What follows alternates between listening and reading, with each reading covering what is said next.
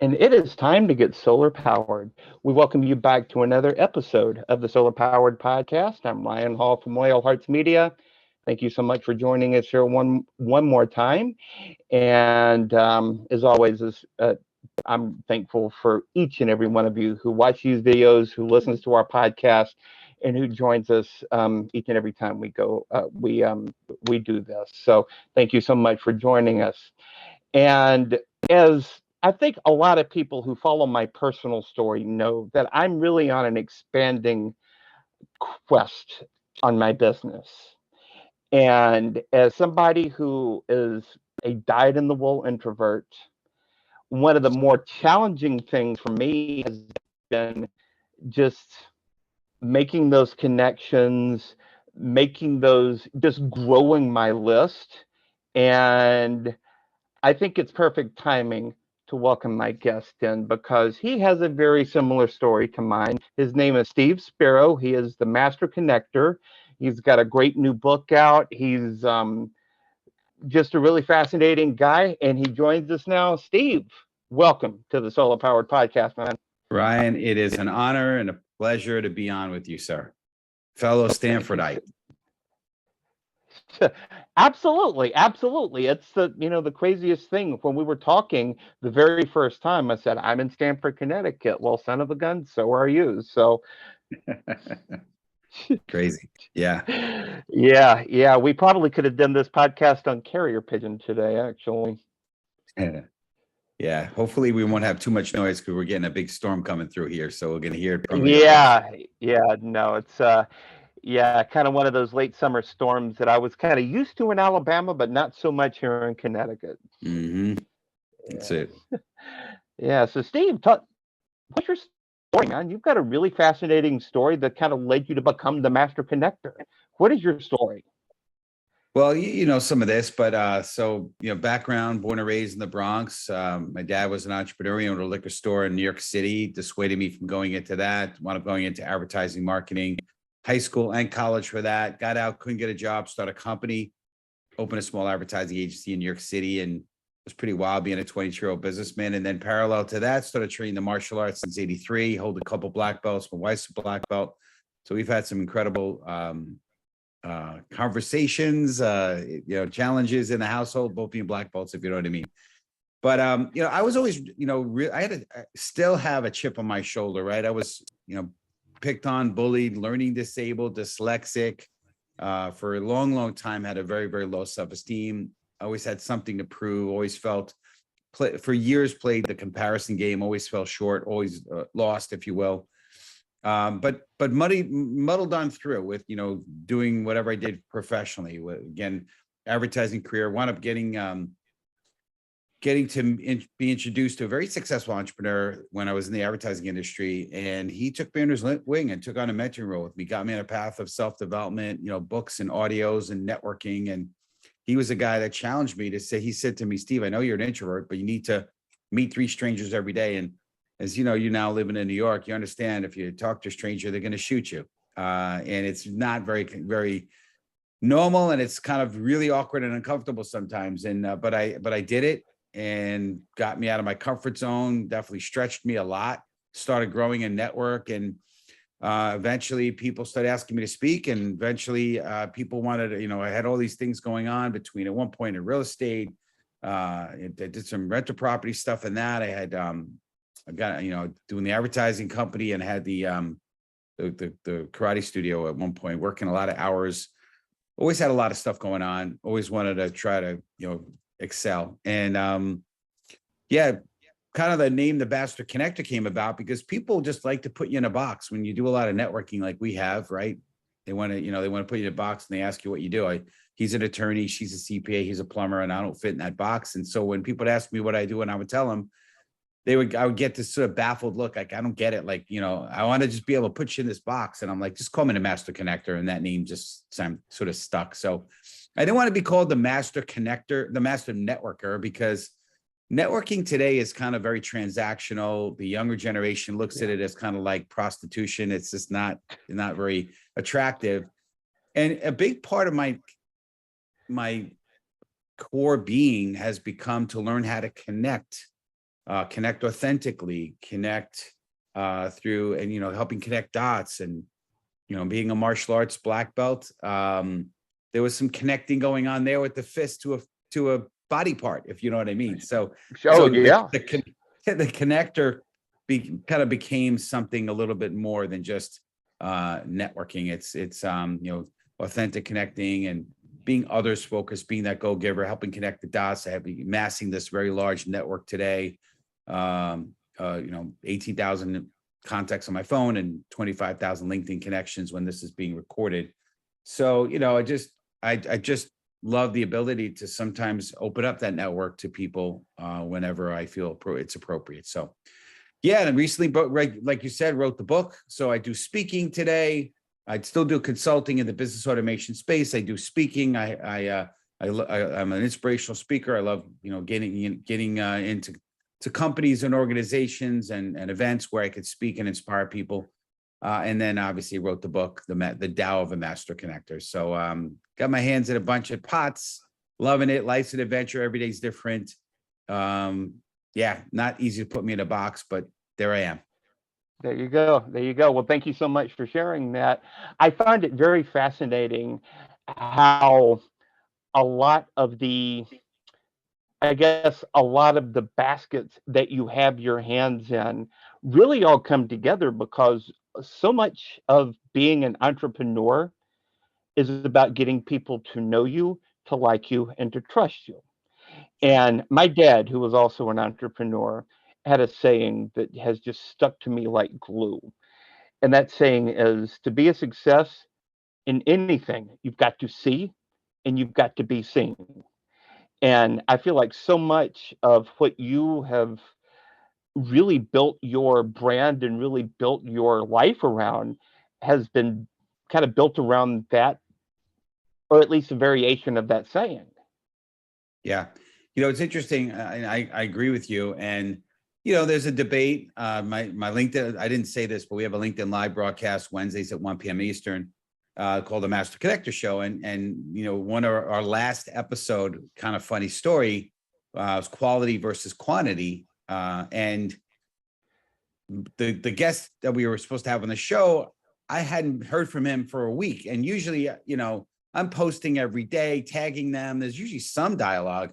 And he was ghost. And I'm like, to my co-host, I'm like, Rob, I think it might be us and we're going to have to pivot. And he's a rev ops guy. And I'm like, this is way outside of my comfort zone because I had questions prepared. And, so it was like, let's pivot to quality over quantity in terms of networking and your connections and so forth.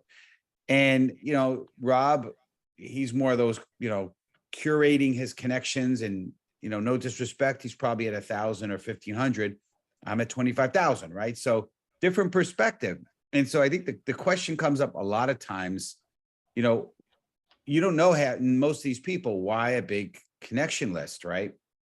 And to your point, back to that, it's, wanting to have exposure, right? I mean, I come from the advertising world. So, if you want your message seen, you want it seen to 3 people or 300,000 people or 3 million people. What's better, right? If you have a message. And so what I've learned in the quantity, you could find quality, right? And so that's kind of my perspective. So building that network, building the brand, now having a brand, and I love LinkedIn, it's my go-to in terms of social media, but what I'm able to do is I feel like my 25,000 connections, they've opted in to want to know me and, hear and see what I'm about. And I've had some people disconnect from connecting with me. Okay. All right. That's fine. A lot more It come on happens. that have disconnected, but that's okay because I guess they're not appreciating what I'm about. So that's okay. And more power to them. But yeah, I believe it's about exposure. And, it's funny. I make a lot of referrals. I connect people and people I don't even haven't had a chance to talk to. Everybody that I connect with. And you know this, Ryan, I opt to try to get on a call with them because I really do want to know them.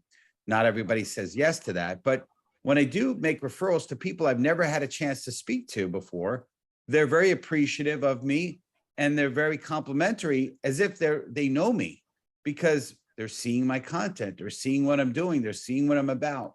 So again, if you use LinkedIn, and again, this shouldn't be just about LinkedIn, but if you're using social media, in particular for me, LinkedIn, as just a place to put your resume, and you're not going to be active on it, yeah, sure. Yeah. You want to have only 50 people that you know personally on there. Sure. Yeah. But if you're doing what I believe you could do effectively, and that is using it as a platform to really inspire people, and you really be a blessing to the world, which that's my mission, to be the light, uplift, inspire, and encourage people, then it's a real opportunity to touch a lot of lives. I love it. I love it. And to kind of piggyback on that, as myself, I kind of gravitate more towards the quality over quantity. Yeah. But even I am started to go more towards the quantity, kind of gravitate more towards that, and kind of having a balance on that, and being able to have that personal connection, to be able to to be able to make a referral to somebody.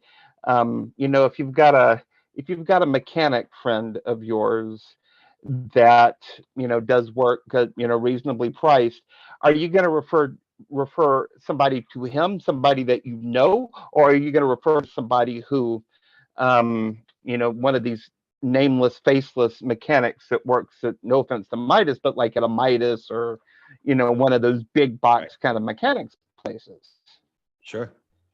Yeah, no, it's a good point. And so in reality, for me, well, first of all, when I say referral, I often, and again, don't do this with everyone, but I do this with some people. Well, I say, listen, I want you to look at my connections and come up with a short list of people that you'd like an introduction to, and I'll make an introduction. I'm not endorsing them. I'm not saying, this person's awesome. I'm just saying, you'd be good to connect with each other.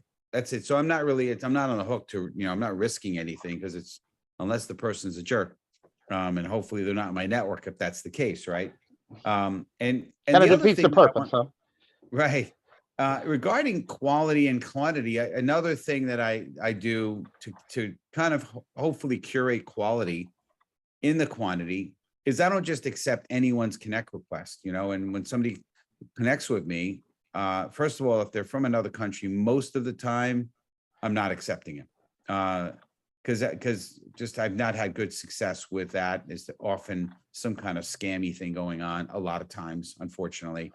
And a few bad apples, unfortunately, spoil the whole bunch, unfortunately. But that's one thing. And also, if I look at, somebody's profile, they don't look legit, there's a chance I'm not going to accept a connect request as well. And then the response in which they respond back to me when I ask to get on a call, that could also affect the quality side of things. I could always choose to unconnect with them or block them if I don't like the response or what I'm getting. So there is some curating going on, but ultimately, yeah, I'm more on the quantity side versus quality. I hear that. I hear that. Well, let's rewind a little bit, because Yeah. one of the things that you said during our very first call that just really stood out to me, and you mentioned it briefly or earlier in our conversation here, was this mentor of yours who challenged you to make 3 new connections every day. And can you speak a little bit about just how that kind of got you out of your shell, and just kind of get that ball rolling? Can you speak a little to that? Yeah, I mean, it was really awkward in the beginning. I mean, literally, like I could be at a diner, and if you're from the New York area, you know what that is. I don't know Yeah. if there's a lot of diners around the country, right? Well, But we call them oh, Waffle Houses back home, but a lot yeah. of Waffle Houses, or if you, or Guy Farrell, I guess, right? Diners and Dives, right? Right. He promotes that. But yeah, I would be at a diner, and I might just walk up to a table and talk to a couple that's having food.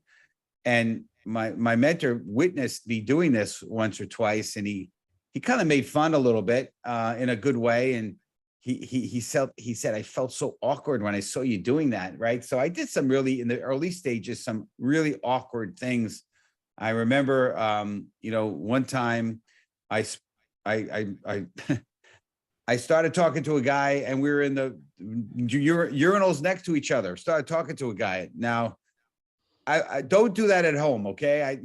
But those are the kinds of things that I start, like just awkward stuff. Like he said to me, he said, Steve, common sense. I said, Ed, that's not common sense for me. He's like, okay, well, I guess common sense is not so common. So there was a lot of learning. And one of those conversations, it might've been the one in the bathroom. Some guy called me up in the middle of the night and left a message. He was hitting on me. I mean, so, it's just weird, crazy stuff that in the beginning stages, because I was growing my networking, connecting muscles, I was learning to grow them. I was learning how to connect with people and not just being transactional. The goal was to not just make a friend, but trade connection, contact information, right? So that it was crazy. So I learned, I'll give a little instructional how-to, all right, for those who care. And I break down making new friends into a four-step process, a big process guy. So first is break the ice, right? Whatever that is, right? Hey, nice glasses. Who makes those glasses? Or, whatever. I mean, if it's raining out here, like, well, man, cats and dogs, did you expect this storm coming? Whatever, break the ice. Based on the response, right? People are like, in a way, like dogs, right? Like you go pet a dog and you're either going to get one of three reactions. You're going to get like the wag the tail, like it's a golden retriever and it's, tongues out, want to lick you and they want to be petted. And then the other one is they kind of act like a cat. They just don't care. They walk away. Or the third reaction is it's like a Doberman Pinscher or angry pit bull. They just, and people have those reactions. So I learned break the ice, see what happens, start a conversation. So my first go-to is often where you're from. I love saying that, and that I could go 3 or 4 or 5 or 6 layers on that. You're from the South. Why did you move up here to Stanford? And, get into that. Right. And, you married, kids, all that, and then what do you do?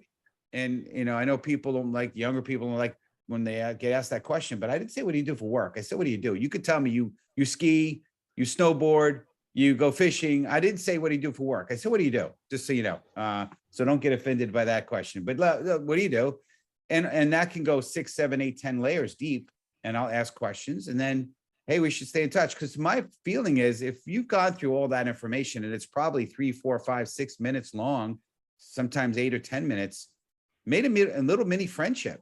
And by the way, when we did that as kids, that's how we made friends as kids, right? We had conversations and we, it's kind of normal, right? So that's really it. And I take out my phone. I'm like, hey, let me shoot you my contact information. And they give me theirs and I text them my contact and we connect on LinkedIn afterwards many times. And that's my connection. But it took some time for me to understand, to go out with that, with a no agenda mindset, with an others focused, perspective, and really learning how to connect authentically and sharing the authentic self of me, not some facade, puffed up version of me. So there was a lot of growth in that experience, but it's been amazing. And just one last thing I'll say is LinkedIn for me was an extension of that idea. When the lockdown happened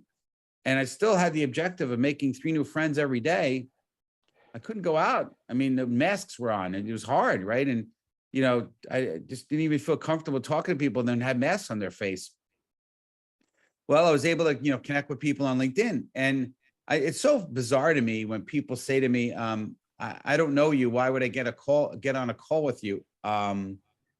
What? Like, isn't that the whole idea behind social media, is to connect? Like, I don't get it, but hey, to each his own. And that's it. But to me, that's another extension of making new friends. And that's why growing the connections is a big part of what I do, because that's all part of making new friends.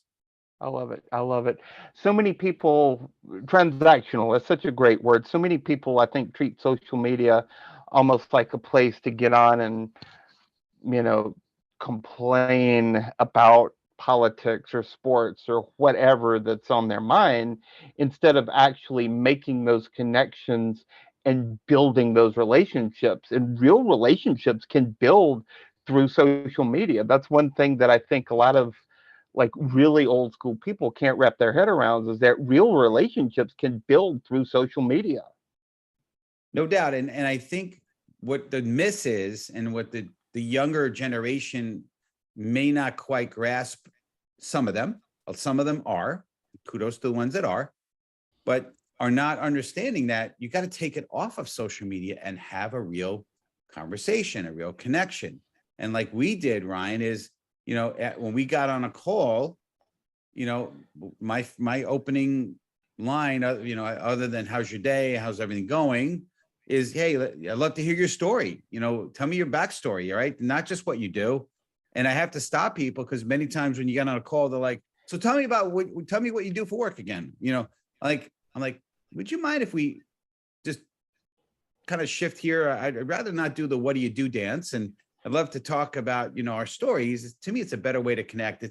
It allows the kids inside of us to get on the playground and play, right? Versus this sort of, adult, dance, if you will, that you play when you play the what do you do dance. So anyway, that's my perspective.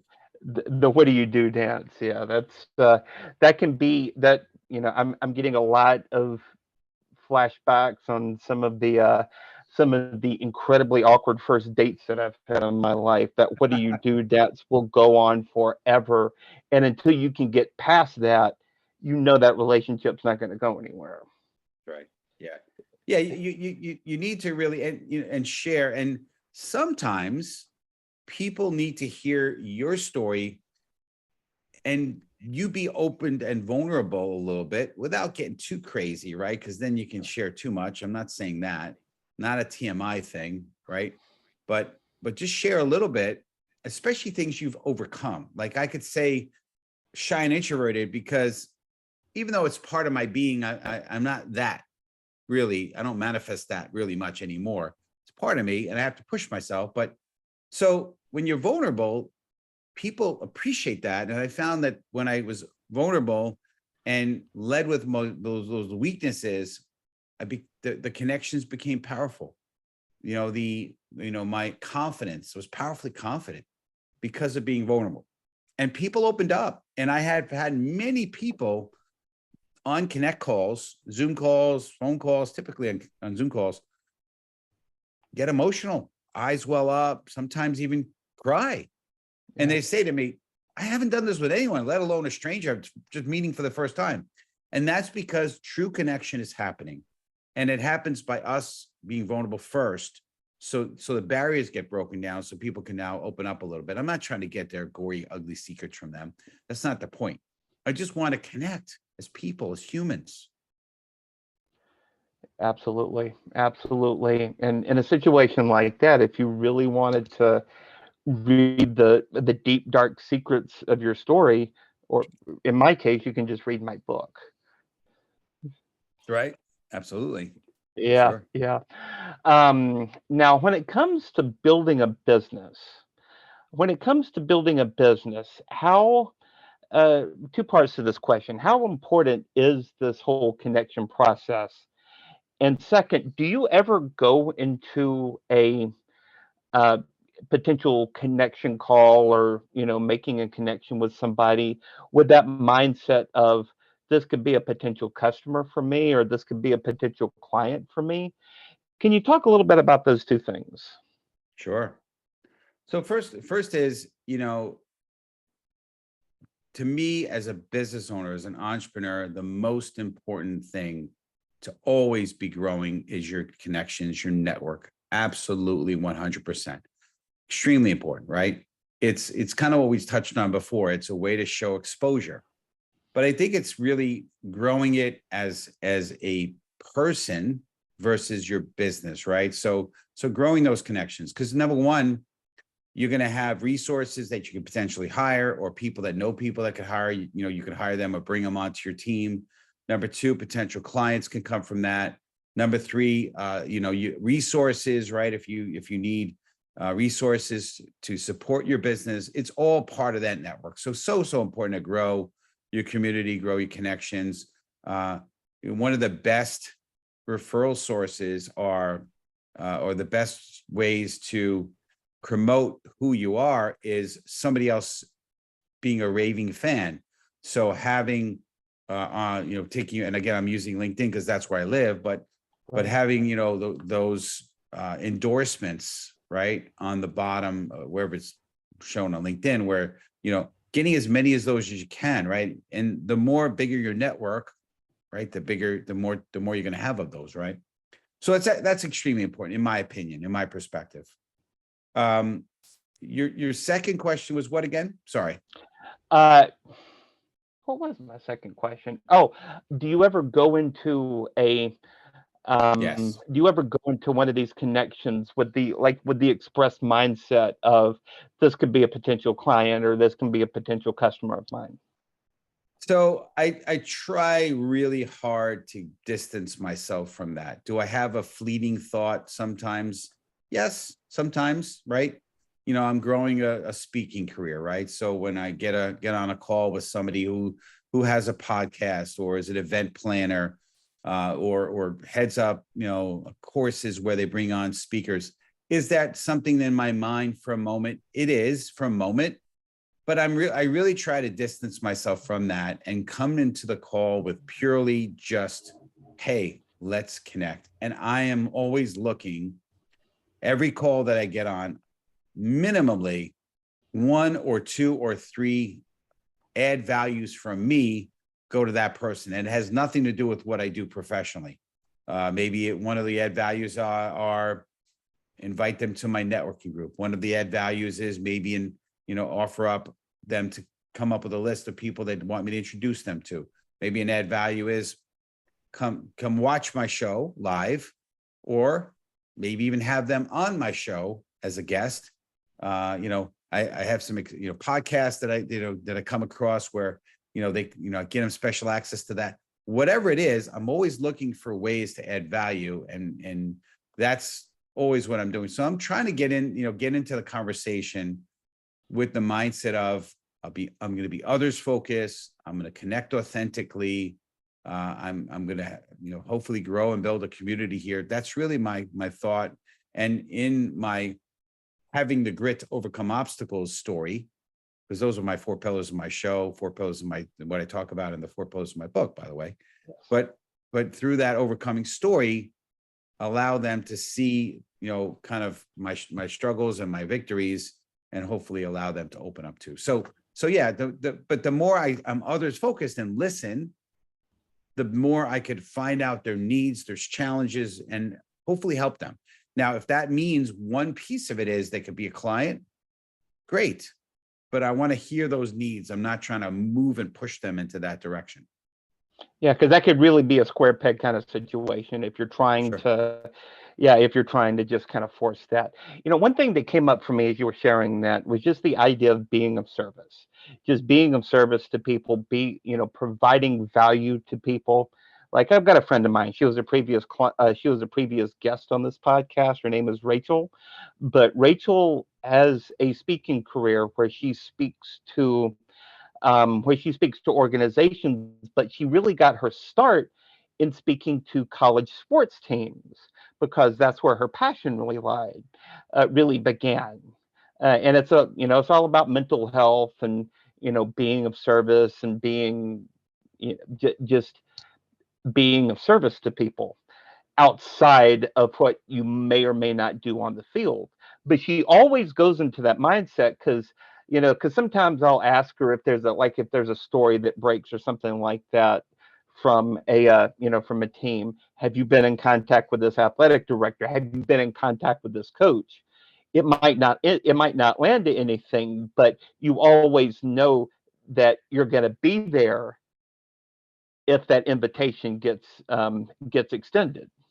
And I really got a lot of that just service-based mentality based off of what you shared just then.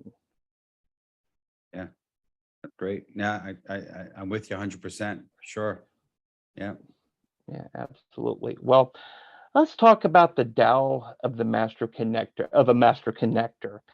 Um, how did how did this book come about? How did such a and I've started reading it, and it is really good, by the way. I'm definitely going to be leaving a good review on Amazon once I'm finished reading it. But once just how did that come about? How did such a unique concept for a book come about? Well, I appreciate that, and one thing I'll say is I'm working on getting the Audible book in I just hired a narrator to get it narrated. I'm going to do the beginning and the end, so my voice will be on there. But I'm excited to get that because I know people. If you written books, it's harder to get to, right? And I don't know if that's what the slowdown on you getting through the book. So I'm excited to get more people the ability to hear the message. So that's going to happen. Hopefully by the end of the year we'll have it hopefully completed. But to back to answer your question, right? So a couple components. Number one, my mission is to be the light. I mentioned it, right? To uplift, inspire, encourage. I've had incredible mentors in my life. I've had amazing experiences. The martial arts were a big part of my kind of coming up the ranks, so to speak. A lot of overcoming obstacles was cultivated through that experience. And in the martial arts, there's something called do. It's in Japanese, the Japanese language, it means the way or path, right? So Bushi is warrior. Bushido means the way of the warrior. The karate do actually is the way of karate means empty hand. So do is the way. And so yeah. I'm sorry, that actually just blew my mind. That actually just blew my mind. I had no idea that's what that meant. Yeah, and I've done a lot of studying on the martial arts and the culture of the Japanese and the samurai. And if you watch the movie The Last Samurai, it does a really good job of depicting the culture and the mindset. The samurai were, back in the 1800s, as that unfortunately that was demise of what was going on there. There was a they were looked at as evil, but they were actually really, really good. And there was similar to the Knights of the Round Table and the Western culture, right? There's a sort of, might is, right is might, and, all these things, women and children first, and just doing the right thing, chivalry and all that. I was always attracted to that type of mindset. And I saw that in the martial arts. I saw the kind of that, gentle warrior spirit, and, in my studies, Bruce Lee did a book called The Tao of Jeet Kune Do. And, I know there's Taoism, and I'm not a Taoist or anything like that. It's just, if I wrote the do or do of a master connector, people would have been like, what? So at least people know, like, there's a book called The Tao of Pooh, right? So people would they kind of understand it a little bit. It's a little bit more mainstream than do, or do. People definitely would not get it, but I wanted the way. And the sequel to this book eventually will be the how to become a master connector. But right now, this is the way, the mindset, the path, right? I'm not a huge Star Wars fan, although I like it, appreciate it. I do like some of the series that they put out on the Disney Channel. Some of these others, like I'm blanking on the name of it, but yeah, I'm blanking. But there's a quote in it'll come to me, but there's a quote where it says, "This is the way," and I'm sure your listeners, somebody's saying to themselves, "Hey, guy, hey, it's this, right?" But I'm not remembering. But so the way or path was always in my mind, and so as I've had this journey, the way, the path, right, whatever, and so I knew I needed to write a book at some point. It was inevitable, but I had no bandwidth. And also being a speaker, they also say you want to have a book because it's going to help you, give you credibility for speaking. So I knew I needed to write a book, but I didn't have the bandwidth. So I actually, somebody came to me and they suggested, they knew I did a lot of videos. For a while, I did a 2-year series of what I called Fire to Friday Master Connector Tips. There were videos, unscripted, 2-3 minute videos. She literally took all the videos she didn't use an app. She used her name is Val. She's amazing. She literally watched the videos, wrote them out. I said, don't you want to use an app? She's like, I really get more out of listening to them and typing. And okay. So she wrote all of them out. We figured out the order in which we put it into like a buckets, the 4 pillars we talked about, what I mentioned before, and the book was written. And so, but Master Connector obviously has a lot of meaning to it, not just about connecting and a big network. It's a lot of connections there. So the book has been just a way to, again, get the word out, inspire people, right? If you look at the book, right, inspiring you to kickstart your success journey. On the other side, right, it says inspiring you to get out of your comfort zone, because those are all things that I felt like I needed to have happen for me. And I'm hoping that my prayer is that happens for everybody who gets to watch and listen to the book, and eventually read the book and eventually listen to the book. Because these concepts, and I didn't make 99% of it up. It's just a culmination of what I've learned through life, through experience, through lots of trial and error, lots of, stumbling and getting back up and trying again. And it's all there in the book. So it's pretty amazing. And I think it's great. I'll say one thing and then I'll shut up. But there was a stalling point for me, because I had the book, and somebody I respect a lot, I won't mention his name, but he wrote a book, and it was also connection book. I'm not going to say the name because I'll give away who he is. I don't want to give credit there, but he basically, I gave him access, because there are, I think, 5 really well-known people that wrote sections in my book for me. I'm very honored they did, right? And I was going to ask him to do a section. I felt really good about him. And he came back with some really, really bad feedback about the book. And it really discouraged me. In fact, it stalled me for quite a while. But really what I realized was the book needed a little professionalism in the way it was kind of organized. And when I did hire an editor, finally, who I was recommended, Nikki Gangemi, she recommended a lady to help me write the book, a lady named Heather Mays, did an incredible job, made life super simple for me. And so she helped, and now I'm very proud of the product. But I was really, there was a part where I was really like, man, I don't know. So, but I'm really blessed that it got out. Yeah, absolutely. I think as somebody who has a few books under his belt, we all have that, just, what the hell am I doing with this? Why am I doing this? Why am I sharing this? Why am I getting this vulnerable? It's just like I heard a great heard a great analogy for it just last week. It's like a vulnerability hangover. It's just like uh, imposter syndrome on steroids, Yeah, in a way. sure. No doubt. Yeah. Oh yeah, for sure. I was there. I was like, there was a point, and there was a lot of stops and stalls with the book. And I didn't get into all of it because we got limited time, but there was definitely some, and there was parts where I'm just like, maybe it's just not in the cards for me to have a book. Yeah. But it's out and it's good.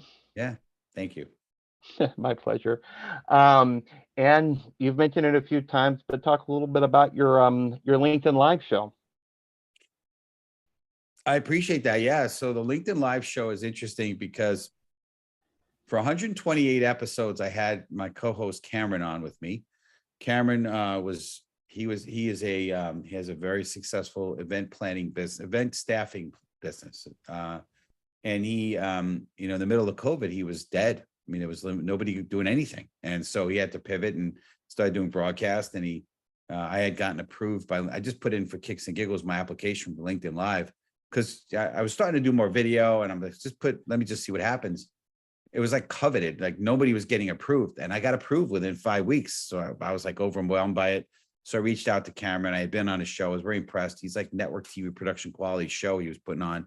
And I was like, hey, dude, this is what's going on. He's like, yeah, man, dude, I've been trying to get on LinkedIn Live for 2 years. We should collaborate. I was like, oh, I was hoping you should say that. So we partnered up November 2020.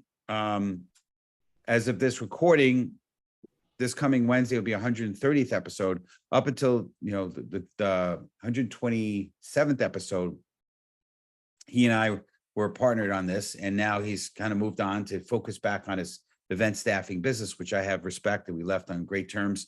He's still a fan of the show, and he's got a major mark on the show for sure. That'll never change. But it's been great, and we've had incredible guests on the show. Dr. Dre, the author of the book The Go Giver, Bob Berg, obviously him and his co-author John David Mann, who has not been on the show yet. But we've had incredible guests on the show. It's been amazing. And it's Wednesdays, 1 p.m. Eastern, 30-minute show. We go a little longer sometimes, but it's been fun. It's been a lot of fun, and it's fun doing a show with a co-host. So my man Rob Genovese is now co-hosting for now. We'll see. We're both trying to feel it out and see if it's going to be a match made in heaven. But definitely it's been fun doing a show with a co-host, because it allows us to just look at it at different angles, right? When you're a single host, it's kind of somewhat myopic, right? Whereas you have two people, he could sometimes see stuff or hear stuff that I might miss, and vice versa. Absolutely. Absolutely. And I have had a chance to listen to a couple of episodes, and definitely an energy to it. There's definitely an energy to it. And that I really appreciate. Thank you. Yeah, I give Cameron a lot of credit to that. He's definitely brought the energy. I'm a little more of a low key guy, so he brought the energy. So we'll see if we could remanufacture that now that he's moved on. So I got you. Well, listen, Steve, this has been a real thrill getting to know you, my audience getting to know you a little bit. Before we go, I guess when somebody is looking to kind of get started in this whole, entrepreneurial thing, and looking to make more connections, looking to make more of an impact in their community, when they're looking to get that start, what's a good tidbit or piece of advice that you can leave somebody who's looking to really get started in that? Well, I was on a podcast last night, and I heard a great quote, and I'd like to say I could try to paraphrase what they said, but the difference between the beginning and how did they say it? Basically, they said, just do it. That was the point of what they said, right? Most people that get hung up in the analysis paralysis, they get hung up in trying to find the right time to do something, and the perfect time, and just do it. Just do it. Get in there, get your knees a little scratched up. It doesn't matter. Go for it. Don't worry about it. And you're going to figure it out along the way, right? Having a mentor is always incredible. If you can find someone who has the fruit on the tree, that they've been there, they've done it, that can help a lot. That's been incredible for me over the years. Thank God for that. And thank God for the mentors in my life. But I would say just do it, right? Don't sit on the fence. Just take the leap. That would be my suggestion. And just start building a network. Don't overthink it too much. I love it. And on that note, I think we'll wrap up here. Steve Spiro, how can people find you? Yeah, the best and easiest is my personal website, which is a digital business card, thanks to my friend Sean Lashley, but it's stevespiro.com. So STEVESP as in Peter, IRO.com. From that card, you'll see all the links. It's kind of like a link tree, but it's not exactly that. But you can get on to my LinkedIn, find me on LinkedIn. It's easy. You can also, if you want to hire me as a speaker, it's spiro-global.com.